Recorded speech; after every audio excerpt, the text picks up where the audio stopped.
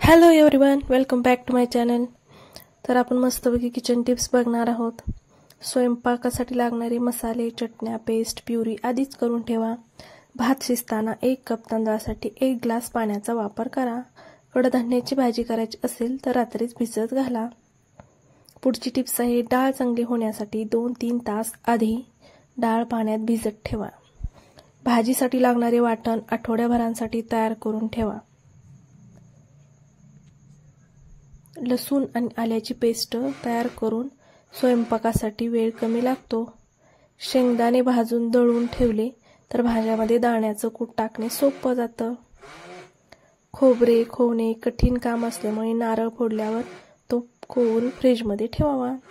पीठ मळताना त्यात गरम तेलाचे मोहन टाकले तर त्यापासून बनवलेले पदार्थ खुसखुशीत होतात। गोड पदार्थ नेहमी जाड बुडाच्या भांड्यात करा, ज्यामुळे करपणार नाही।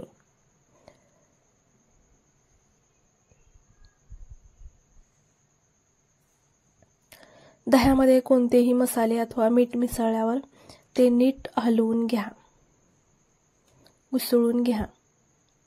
पुढची टिप्स आहे आपली, भात मोकळा होण्यासाठी भात शिजताना त्यामध्ये काही थेंब लिंबाचा रस टाका। कोणत्याही प्रकारची धिरडी करताना कांदा कापून घालण्याऐवजी किसून घालावा, धिरडी छान होतात। थंडीच्या दिवसामध्ये दही लावण्याकरता ते मातीच्या भांड्यात लावा आणि गॅसजवळ ठेवा। आपली पुढची टिप्स आहे, कच्चे बटाटे नेहमी हवेशीर जागेत साठवले पाहिजे किंवा प्लास्टिकच्या पिशवीत बटाटे ठेवू नये। बटाटे लवकर उकडण्यासाठी 20 मिनिटे पाण्यात भिजत ठेवा।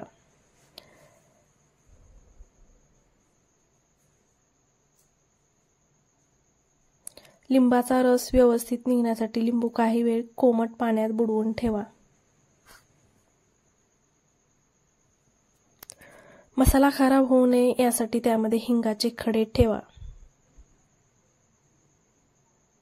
भेंडीच्या भाजीत 1 चमचा दही मिसळले तर भेंडी चिकट होत नाही। पुढची टिप्स आहे, कणिक मळताना चिमूटभर साखर घातली तर पुऱ्या चिवट होत नाहीत, मऊ होतात आणि फुगतात पण। शेंगदाणे लवकर सोलण्यासाठी भाजताना दाण्यांना पाण्याचा हात लावा। आपली पुढची टिप्स आहे, वांग, दुधी अथवा कोणतीही फळभाजी रोस्ट करण्यापूर्वी त्याला तेलाचा हात लावा आणि थोडंसं काट्याने छेद करा, त्यामुळे ते आतपर्यंत भाजले जातात। भाज्या आणि फळं खूप बारीक चिरू नका। पुढची टिप्स, भजी करताना बॅटरमध्ये थोडं गरम तेलाचं मोहन आणि बेकिंग सोडा मिसळावा। तेलात फोडणी करताना तेल गरम झाल्यावरच त्यात जिरे आणि मोहरी टाका। पुढची टिप्स आहे, पदार्थ कुरकुरीत आणि चविष्ट होण्यासाठी ते रंग बदलेपर्यंत नीट तळणं गरजेचं आहे। पुढची टिप्स, डोसा कुरकुरीत करण्यासाठी त्यात पोह्यांचा चुरा मिसळावा। कोणताही गोड पदार्थात चिमूटभर मीठ घातल्यास छान चव लागते। वाटणासाठी खोबरं भाजताना ते तेलात तळू नका। तळलेले पदार्थ तेल निघण्यासाठी न्यूजपेपरमध्ये ठेवू नका, यासाठी टिश्यू पेपर अथवा कोरा पेपर वापरा। भजी कुरकुरीत होण्यासाठी थोडंसं बेसनात कॉर्नफ्लॉवर टाका। तळणाचे तेल लवकर जळू नये यासाठी तेलात चिमूटभर मीठ टाका। अनारसा तळताना जाळी येत नसेल तर खसखसमध्ये थोडी साखर टाकून अनारसा थापा। ग्रेव्ही चविष्ट होण्यापेक्षा तेलापेक्षा तुपाचा वापर करा।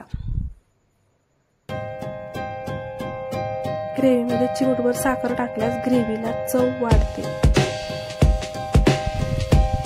सुकं खोबरं फ्रीजमध्ये अथवा तांदळाच्या डब्यात ठेवलं तर खराब होत नाही। फ्रीजमध्ये पदार्थांना वास येऊ नये यासाठी कोळशाचा 1 तुकडा ठेवा किंवा अर्ध लिंबू ठेवा। दूध आणि दुधाचे पदार्थ खराब होऊ नये यासाठी फ्रीजच्या मागील भागात ठेवावे। मासे अथवा चिकन फ्रीजच्या तळाशी साठवून ठेवावे, त्यामुळे फ्रीजला वास येऊ नाही। कोथिंबीर आणि हिरव्या पालेभाज्या जास्त काळ टिकण्यासाठी त्या नीट कपड्यात गुंडाळून ठेवाव्या। किचनमध्ये दुर्गंध येऊ नये यासाठी किचन पुसताना त्यात जाळे मीठ टाका।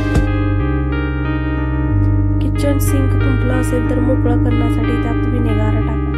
व्हिडिओ आवडला आवडला असेल तर व्हिडिओला लाईक करा, सबस्क्राईब करा, शेअर करा.